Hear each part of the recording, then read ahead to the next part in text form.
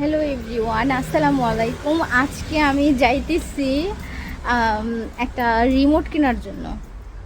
তো বাসা আজকে কয়েকদিন যাবতই রিমোট নষ্ট হয়ে গেছে। আসলে অযত্ন অবহেলায় একবার এইখানে ফালাই ওইখানে ফালাই এরকম করে করে ফেলে দিছে।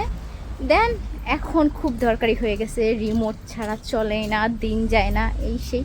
পরে এখন যাচ্ছি, দেখি।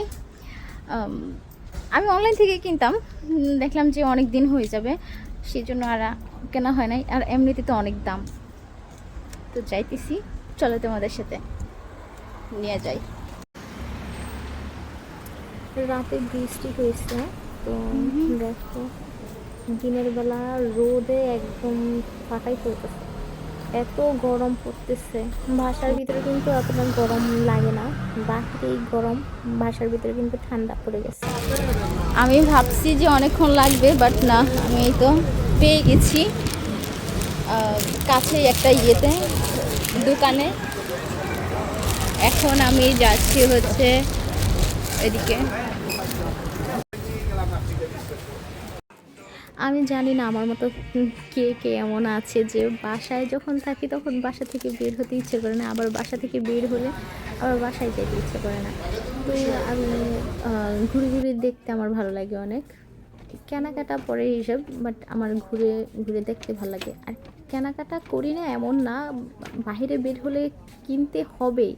আমার কাছে মনে হয় যে এটাও লাগবে, ওইটাও লাগবে, ওইটাও লাগবে, মানে যেটা দেখি ওইটাই লাগবে। এগুলো কি মেয়ে মানুষের এরকম, মানে সবার এরকম আমি জানি না, বাট আমার ইদানিং একটু বেশি এরকম হয়ে গেছি। তো যাই হোক, আমি জুস টুস এগুলো নিয়ে নিচ্ছি। এইগুলো কিন্তু রেড বুল টেড বুল আজকে কিছু কিনি নাই।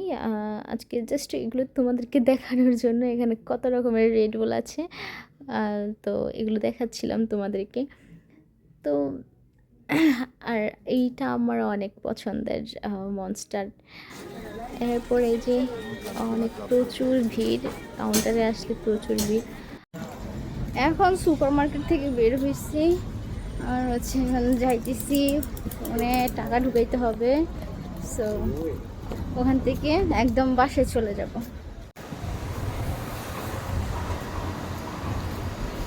তো মোবাইলে টাকা ভরে এখন বাসার দিকে রওনা দিয়ে দিছি।